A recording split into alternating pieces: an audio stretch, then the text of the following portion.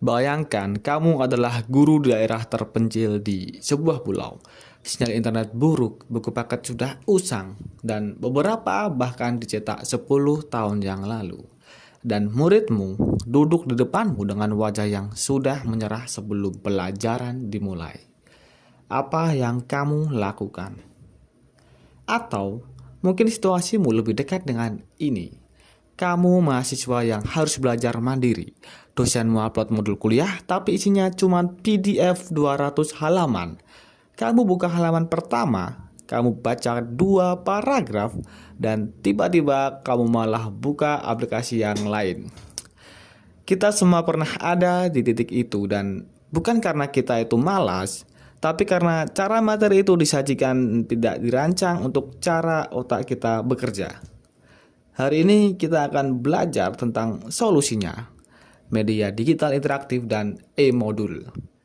Bukan sebagai jargon teknologi pendidikan, tapi sebagai alat nyata yang bisa kamu pakai, bahkan dengan keterbatasan yang ada. Mari kita mulai dari realitanya. Indonesia adalah negara kepulauan dengan lebih dari 17.000 pulau dan lebih dari 300.000 sekolah. Kemendikbudristek mencatat ada lebih dari 12.000 sekolah di daerah 3T, terdepan, terluar, tertinggal, yang aksesnya ke bahan ajar saja masih sangat terbatas. Di Jawa, seorang siswa bisa mengakses Zenius, Khan Academy, Ruang Guru, dan puluhan platform lainnya.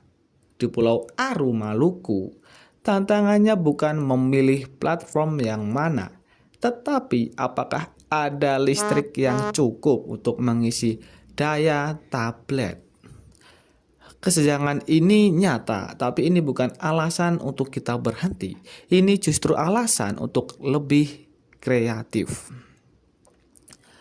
Ada masalah kedua yang sama pentingnya, kayak belajar generasi sekarang. Riset menunjukkan bahwa Gen Z yang sekarang mendominasi bangku sekolah dan kuliah lebih mudah memproses informasi dalam format pendek dan yang memberi respon langsung.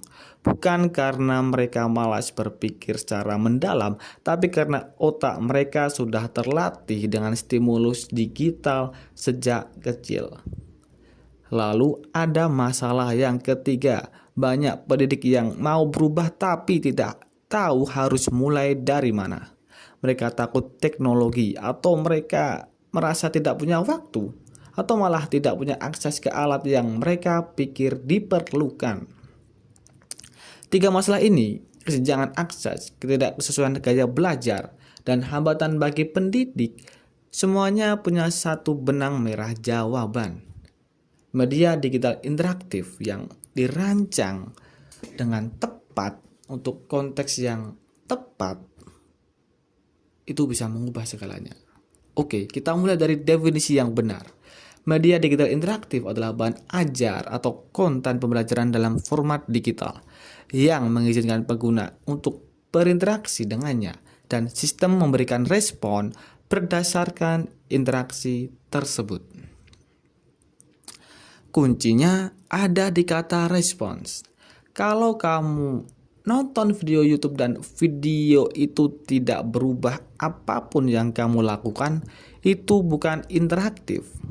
Tapi kalau kamu menjawab kuis di tengah video dan video langsung memberi kamu feedback, itu namanya interaktif. Analoginya, buku teks biasa adalah monolog. Kamu mendengarkan tapi tidak ada percakapan. Dan media digital interaktif adalah dialog dua arah.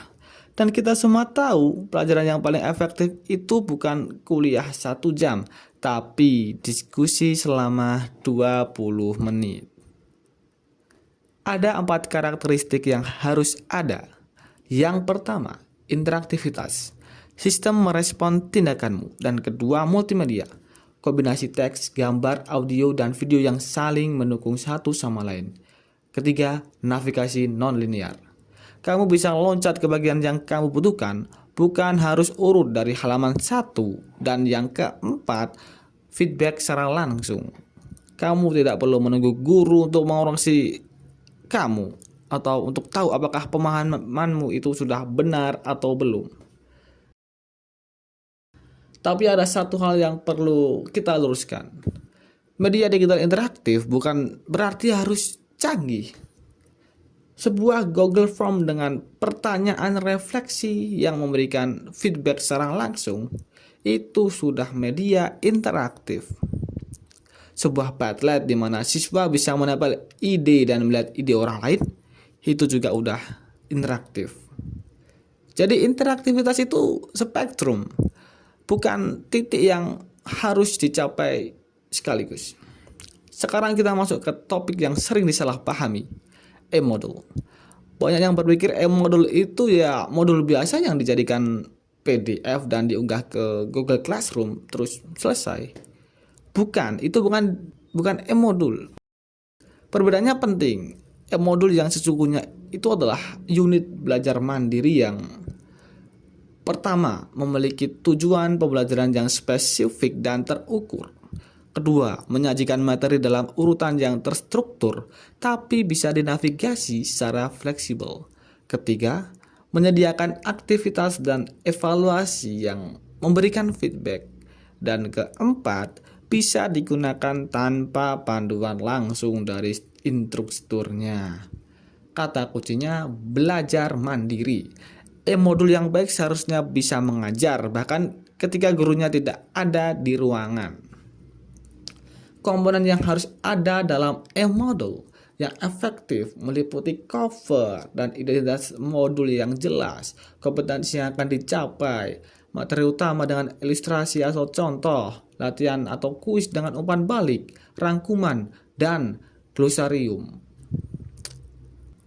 Satu hal lagi yang perlu diingat, e-modul harus mempertimbangkan konteks penggunanya. E-modul untuk mahasiswa teknik informatika di Bandung jelas berbeda kebutuhannya dengan e-modul untuk siswa SMP di Sorong. Oke, sekarang bagian yang paling penting. Apa yang bisa kamu lakukan mulai hari ini? Pertama, alat. Kamu tidak perlu budget yang besar.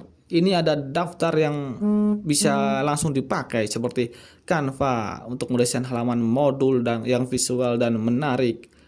Google Form untuk kuis interaktif dengan umpan balik otomatis.